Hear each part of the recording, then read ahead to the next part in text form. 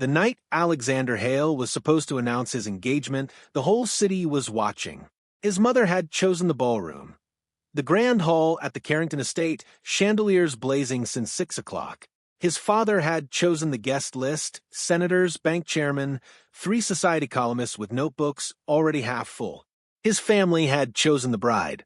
Evelyn Carrington stood beside him in white silk, a diamond at her throat that cost more than most people's homes. She was beautiful. She was polished. She was exactly what the Hale name was supposed to marry. At 9:15 p.m., a waiter began pouring champagne. At 9:16, Alexander's father raised his glass and cleared his throat. At 9:17, Alexander looked past the cameras, past the senators, past Evelyn, and saw a woman standing near the service door, holding a tray she hadn't set down in 20 minutes. She wasn't supposed to be there. 2 years ago, his mother had fired her in front of the staff. 2 years ago, the Hale name had blamed her for a theft she never committed. 2 years ago, Alexander had been told she'd left town and never looked back. He had spent 2 years believing that. He was wrong. Clara Bennett didn't move. She didn't smile. She just watched him the way she used to watch him across the library table, like she already knew what he was about to do, and was bracing for it. Alexander set down his champagne. His father said his name like a warning. He didn't stop. He crossed the marble floor in front of 300 guests, past his fiancée, past the cameras already lifting, and took the tray out of Clara's hands before he took her hand instead. Alexander, his mother started. He didn't look at her. He looked at Clara and said the words loud enough for every camera in the room to catch. I will not marry for the Hale family name. I will marry the woman who made me remember I had a heart. For 1 second, nobody breathed. Then the flashbulbs started, and the room went silent. 8 hours earlier, Clara Bennett was on her knees on the floor of her mother's old tailoring shop, picking up pins that had scattered when she knocked over the sewing box. The landlord had called twice that morning. Same message both times. Pay by Friday or pack by Friday. She'd already sold the display mannequins. She'd already sold the good scissors, the silver ones her mother kept for wedding dresses. The only thing left she wouldn't sell was the sewing machine in the back corner, the one with Clara's own initials carved into the wood when she was 11. Not that. Not yet. Not while there was anything else to try first, which was how she ended up saying yes to a catering job she didn't want for an agency she'd never worked with at an address she didn't recognize because it paid same-day cash, and same-day cash was the only kind of money that mattered right now. The agency texted the details an hour before the shift. Black dress, hair up, gloves, tray service only, no speaking to guests. Then the address came through. Then the host name came through. Clara read it twice, sitting on the floor of her mother's shop with a pincushion still in her hand. Hale. She told herself it was a different Hale. New York had more than one. She told herself the agency wouldn't have booked her into that house, of all houses, by accident. She told herself a lot of things on the drive over.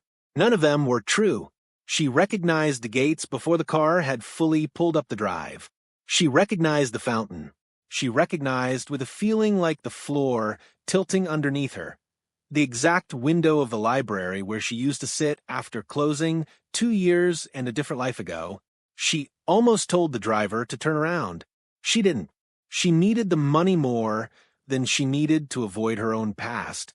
So she put on the gloves, picked up a tray, and walked into the one house in New York she'd promised herself she'd never see again. Clara kept her eyes on the trays. That was the rule she gave herself the moment she walked through the service entrance. Eyes on the trays, not on the room, not on the staircase where, 2 years ago, she used to wait for a boy who'd leave notes for her between the pages of library books. She almost made it through the whole night that way.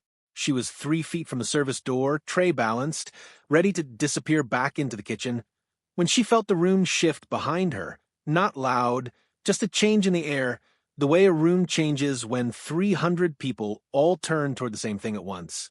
She told herself not to look. She looked. Alexander Hale was walking toward her, not toward the stage, not toward his fiancée, frozen mid-toast with her glass still raised. Not toward his father, gone the color of old parchment.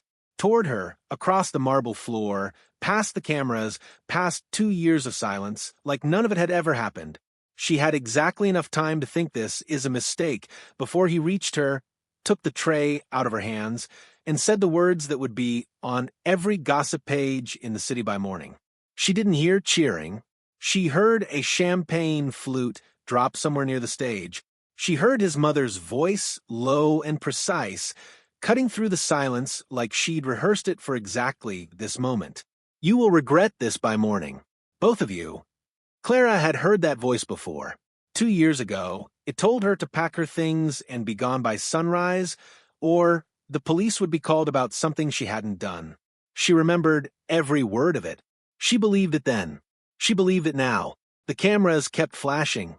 Evelyn Carrington set down her glass without a word and walked out through the nearest door, heels echoing off marble that had gone completely, eerily quiet. Alexander didn't let go of Clara's hand. "You shouldn't have done that," she whispered. "I should have done it 2 years ago," he said. Behind them, his mother was already reaching for her phone. She would understand 2 years later, watching him cross a ballroom floor toward her, that she'd been wrong about which night was the one that mattered most. It wasn't the gala. It was the library, the spring before everything fell apart. It started with a misplaced book. Clara found it on the cart she pushed through the Hale estate every evening after the staff went home, a worn copy of poetry with a margin note in handwriting that wasn't hers. She left a note back just to see if anyone would notice. Someone noticed. For 3 months, Alexander Hale and the housekeeper's assistant left each other notes between the pages of books no one else read. Then notes became conversations. Then conversations became evenings at the garden fountain after midnight, when the house was asleep and neither of them had to be who their last names said they were. He told her things he'd never told anyone, that he hated the life that had been built for him before he was old enough to object to it. She told him about her mother's shop, the one she'd inherit someday, the one she actually wanted. Neither of them said it out loud. They didn't have to. What Clara didn't know, Eleanor Hale had known for weeks, had read one of the notes herself, weeks before Clara ever found it missing, had decided quietly and without discussion exactly how this would end. What Alexander didn't know, his mother told him nothing. Not until it was already done. The night it happened, Eleanor called Clara into the study alone. On the desk, a bracelet from the family safe and an accusation already decided before Clara walked in. "You'll be gone by morning," Eleanor said, "or I call the police about the bracelet. Your choice. I didn't take anything. It doesn't matter what you did. It matters what I say you did." Clara wrote one letter that night to Alexander explaining, begging him to understand it wasn't her choice. She left it with the only person she trusted in that house. It never reached him. By morning, Alexander was told a different story, that Clara had taken what wasn't hers and left before anyone could stop her. He believed it. She believed he'd let it happen. Neither of them was right. Both of them spent 2 years certain they were. Present day, and the Hale name was already working against her before the sun came up. By 8 a.m., 3 gossip columns had run the same photo, Alexander's hand around hers, his mother's face frozen mid-sentence, under headlines that called Clara everything except her actual name. Gold digger. The scandal that wouldn't stay buried. Hale heirs secret. By 9, Richard Hale called his son into his office and didn't sit down, which was how Alexander knew exactly how serious this was. "And it," his father said, quietly, "today, and this disappears by next week. Or don't. And you can explain to the board why the Carrington merger just collapsed along with 30 years of family relationships." Alexander didn't answer. His father took the silence as an answer anyway and walked out. By 11, Evelyn's family's law firm had sent a letter to Clara's landlord. Not a threat, nothing so obvious. Just a concerned inquiry about a tenant's payment history. The landlord called Clara within the hour, suddenly very interested in enforcing a clause about late fees he'd ignored for a year. Alexander showed up at the shop that afternoon with a checkbook. "Let me fix this." "You can't write a check that fixes this," Clara said. You'd just be buying me. The same way your mother tried to buy my silence 2 years ago. I'm not doing that again. He put the checkbook away. She thought that was the worst of it for the day. She was wrong. At 4 p.m., her fabric supplier called, the one she'd worked with for 6 years, the one who'd extended her credit twice when she couldn't pay on time. We're terminating the agreement, effective immediately. I'm sorry, Ms. Bennett. It wasn't my decision. Whose decision was it? The line went quiet for a second too long before he hung up. Clara stood in the middle of her mother's shop, holding a dead phone, and understood for the first time that this wasn't going to stay contained to gossip columns. Someone with real money had just made a phone call, and it wasn't Alexander. Clara started with the one thing she still had, the date. She remembered it exactly. The night Eleanor Hale called her into the study, the night of the bracelet that was never missing until it suddenly was. She didn't have access to Hale family records anymore. But she still had a number for Marta, the housekeeper, who'd worked that house for 30 years and who used to slip Clara extra bread from the kitchen on cold nights. Marta agreed to meet her once in a coffee shop 2 neighborhoods from anywhere either of them used to belong. That same week, Marta said, stirring her coffee without drinking it, there was an audit. Outside accountants in and out of the house for 3 days. Mr. Hale was not happy about it. Then suddenly, there was no more talk of the audit. There was only talk of you. Clara sat very still. What were they auditing? I don't know. I know it stopped the day you left. It wasn't proof of anything, but it was a thread, and Clara had spent 2 years with nothing to pull. Across the city, Alexander was pulling on a different thread entirely. He'd gone back to Marta himself, separately, the same week, some instinct telling him she knew more than she'd ever said. He didn't tell her about Clara's letter. He didn't know to ask about it. Marta told him anyway. She wrote you a letter, Marta said, the night before she left. She gave it to me to give to you. I never got a letter. I know. I gave it to your mother, instead. She told me she'd pass it along. Marta's hands were shaking slightly around her cup. I should have known better. I'm sorry. I've been sorry for 2 years. Alexander sat in his car outside Marta's building for 11 minutes before he could make himself drive anywhere. He didn't call Clara that night.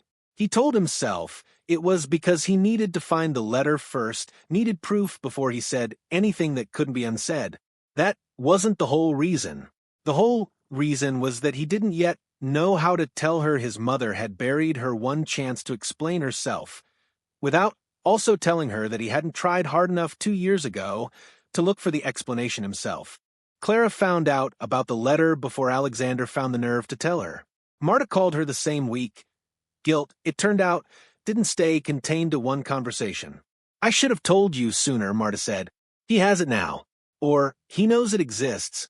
I'm not sure which. Clara showed up at the Hale offices that evening without calling first.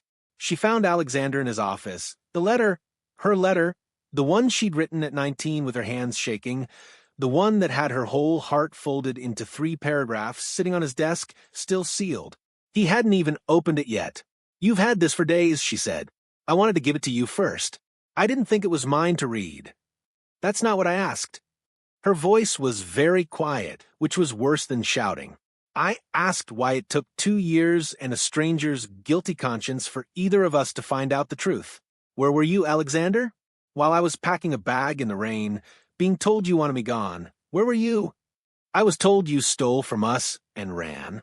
I believed it because it was easier than believing your mother was capable of this. He didn't answer that.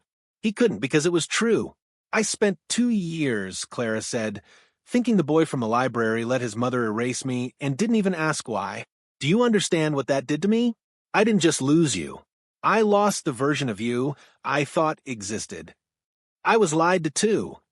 I know that now. I believe you. Her voice cracked, just slightly on the second sentence, and it still doesn't undo 2 years of believing the worst thing.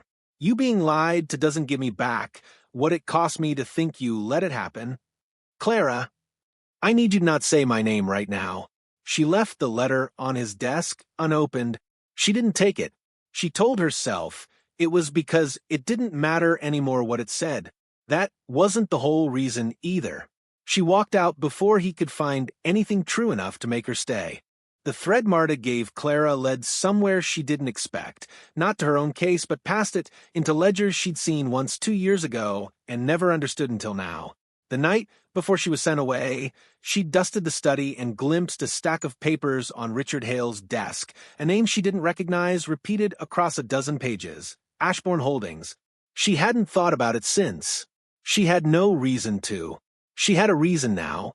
A contact of Marta's nephew, a junior accountant who'd left the Hale firm bitter and unpaid 2 bonus cycles running, confirmed it in 20 minutes what Clara had spent 2 years not knowing. Ashbourne Holdings wasn't a partner company. It was the Hales' own shell, built to quietly absorb a financial hole left by a failed overseas investment.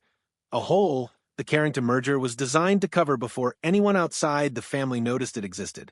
Clara had seen those papers the same week, and outside audit was underway.